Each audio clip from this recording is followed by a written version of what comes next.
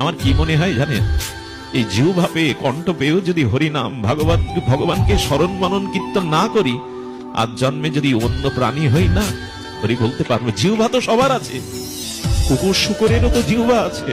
ওদের বলুন না কৃষ্ণ বলতে, গৌর বলতে, নিতাই বলতে, ওরা পারবে না। আমরা এই বৈশাখ মাসে নগর কীর্তন করি। ভোরবেলা একদিন কীর্তন করতে গিয়ে দেখি ৫-৭টা কুকুর চটলা পাকিয়ে আমরা খোল কাসর করতাল বাজাচ্ছি, হরিনাম করছি, ওরা চিৎকার করছে। দেখবেন মাঝে মাঝে মায়েরা শঙ্খ দিলে কিছু কুকুর আছে অনুকরণ করে, ও শঙ্খের অনুকরণ করে। আমি কুকুরগুলোকে দেখে কি শিখলাম জানেন?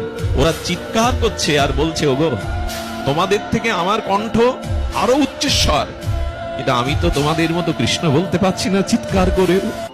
আমি তো চিৎকার করেও কৃষ্ণ বলতে পারছি না। ও মানুষ, তোমরা যারা হরি বলবার মতো জিহ্বা পেয়েছো, বদন পেয়েছো, বলো। আমাদের স্তরে নেমে আসলে আর কৃষ্ণ বলতে পারবে না, আর হরি বলতে পারবে না তোমরা। আচ্ছা মানুষ না হয় হলাম, যদি বোবা হই, যদি চিরবধির হই, হরি তো আর বলা হবে না, নিতাই তো আর বলা হবে না।